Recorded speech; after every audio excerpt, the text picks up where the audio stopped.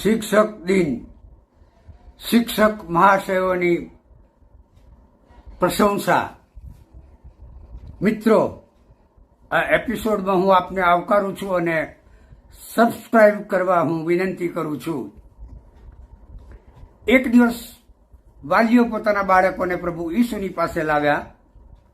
એ બાળકોને જોઈને શિષ્યોએ તેઓને ધમકાવ્યા, ત્યારે ઈસુએ તેઓના પ્રત્યે વાલ બતાવ્યું અને તેનું મૂલ્ય સમજાવતા શિષ્યોને કહ્યું, બાળકોને મારી પાસે આવવા દો, તેઓને અટકાવવા નહીં, કેમ કે આકાશનું રાજ્ય તેઓનું છે. જો તમે બાળકોના જેવા થાઓ નહીં તો તમે આકાશનું રાજ્ય જોઈ શકશો નહીં. શિષ્યો અને ઈસુ વચ્ચેના આ સંવાદમાં ઈસુએ બાળકોને જે મહત્વ આપ્યું અને તેઓ પર પ્રેમ કરીને તેઓને આવકાર્યા તે જોવા મળે છે. આવા નિખાલસ શિશુઓની શિક્ષણ સેવા માટે ઈશ્વરે જેઓને ઉત્તમ આશીર્વાદિત કૃપાદાન આપેલા છે તેઓ શિક્ષકો છે. વિશ્વમાં જે ઉત્તમ સેવાઓ અને વ્યવસાયો છે તેમાં શ્રેષ્ઠ સેવા શિક્ષણની છે.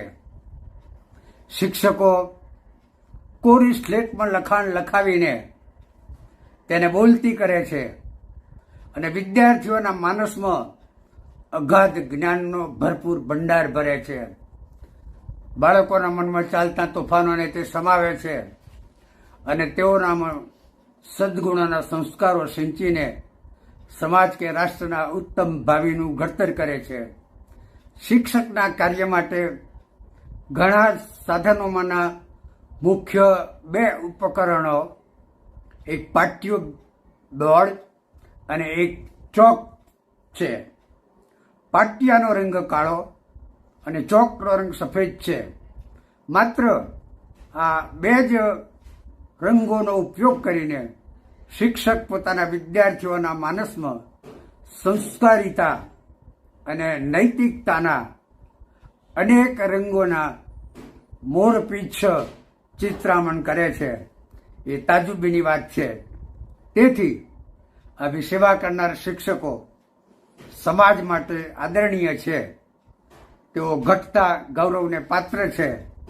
આ અસાધારણ શિક્ષકો શાળાના વર્ગખંડોમાં સમાજના અને રાષ્ટ્રના ઘડવૈયાઓનું નિર્માણ કરે છે. શિક્ષણ પંચના એક અધ્યક્ષ ડોક્ટર કોઠારીનું કથન છે કે ભારતનું ભાવિ એના વર્ગખંડોમાં ઘડાય છે અને એના ઘડવૈયા અને નિર્માણ કરનારા શિક્ષકો છે. અને તેથી તો ચાણક્ય પણ કહ્યું છે કે શિક્ષકો કદી સાધારણ હોતા નથી. Teachers are not ordinary. વિશ્વમાં જે ઉચ્ચ સ્થાનો ગણાય છે તેમાંના રાષ્ટ્રપતિ કે વડાપ્રધાન, ન્યાયમૂર્તિ કે રાજ્યપાલ, પંડિત કે વિદ્વાન, આચાર્ય કે ધર્માચાર્ય, સાંસદ કે ધારાસભ્ય, કાનૂનવિદ કે અર્થશાસ્ત્રીના જે સ્થાન પર બિરાજનાર તમામ વ્યક્તિ વિશેષોને વિદ્યાનો પ્રારંભિક કક્કો અને એકડે એક તો શિક્ષકોએ શીખવેલો છે.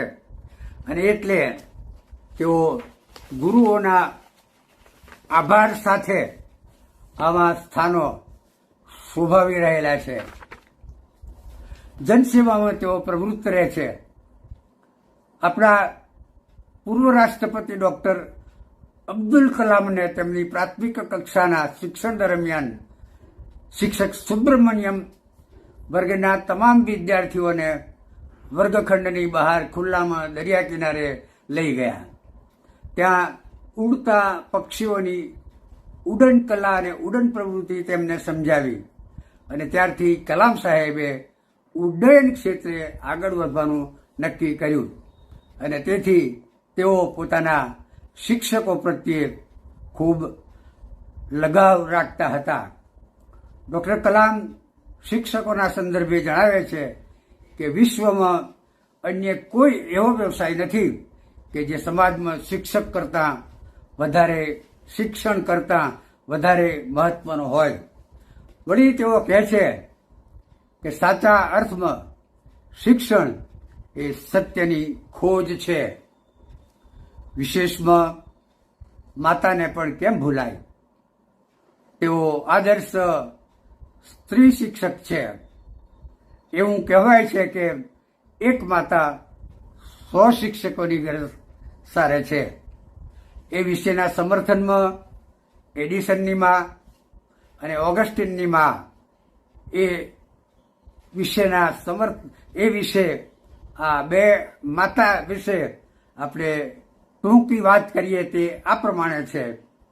એડિસન સ્કૂલમાં ધ્યાન પરવી શકતા નહોતા, તેથી શિક્ષકે તેમને તેમના માને બોલાવીને ઘેર મોકલી દીધા. ઘરમાં એડિસન વિદ્યુત બલ્બના સંશોધનમાં રચ્યા-પચ્યા રહ્યા અને અનેક અખતરા કર્યા. તેમાં માતાએ જરાય અકળાયા વગર સતત તેમને વહાલથી ઉત્તેજન આપ્યું અને આખરે એવું બન્યું કે એડિસને વિદ્યુત બલ્બનું સર્જન કરીને દુનિયાને તેની ભેટ આપી. બીજે ઓગસ્ટિનના મા સંત મોનિકા. ઓગસ્ટિન ખરાબ રસ્તે આદતે ચડી ગયા હતા. જુગાર, ચોરી, જૂઠ, યુવતીઓને હેરાન કરવામાં રચ્યા-પચ્યા રહેતા હતા. માતા તેમને આવું ન કરવા સમજાવવામાં સતત સક્રિય રહેતા હતા અને સતત પ્રાર્થના કરતા હતા. જરાય અકળાતા કે કંટાળતા ન હતા. માતાના આ શિક્ષણને પરિણામે આગળ જતા ઓગસ્ટિનનું પરિવર્તન થયું. તેઓ સંત ઓગસ્ટિન તરીકે જાણીતા અને આદરપાત્ર થયા.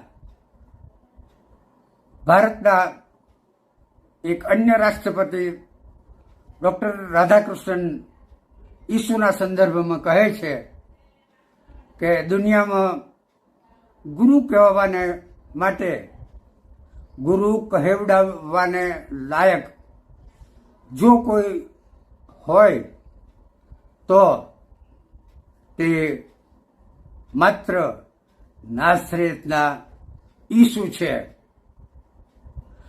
અને આપણે હવે અંતે શિક્ષક તરીકે ઈસુની વાત કરી લઈએ. પ્રભુ ઈસુ આદર્શ શિક્ષક હતા. ગુજરાતી બાઇબલમાં તેમના માટે ઉપદેશક શબ્દ વપરાયો છે, પણ અંગ્રેજીમાં એને સ્થાને ટીચર શબ્દનો ઉપયોગ કરાયેલો છે. ઈસુની પાઠશાળા હરતી ફરતી રહેતી હતી. તેમાં સમયની કોઈ મર્યાદા ન હતી. તેમણે પિત્તરની હોડીમાં ઊભા રહીને સવારના પોરમાં શિક્ષણ આપ્યું. સમરૂની મહિલાને ખરે બપોરે શેખાર શહેરના કૂવાને કાંઠે ભણાવી અને નિકોદેમસને રાત્રિના સમયે આત્મિક દોરવણી આપી. અને બાળકો તો ગમે ત્યારે તેમની પાસે આવી શકતા હતા. ગહન જ્ઞાન આપવામાં ગુરુ ઈસુને કોઈ પહોંચી શકે તેમ નથી. આપણને ભણાવનાર શિક્ષક ગુરુઓને સલામ, તેઓનો આભાર. અત્યારે બસ આટલું જ.